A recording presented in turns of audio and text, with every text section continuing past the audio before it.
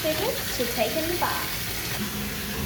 I highly recommend one of these because they're really small and easy to pop in there. And they won't get damaged by water. A snapper is really good because the rubber won't get ruined in the water. A poppet is really good for the water because you can pop out water, as I will show you, in the tap, as I will show you.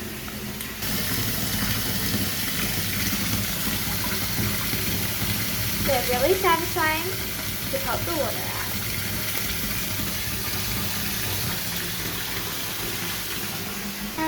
And a hard nipple, because these are really hard, which is really good for the bath, and it's good to get that little seed or washout, and they're really good at popping out water, even better than poppets because they've got bigger popping spaces.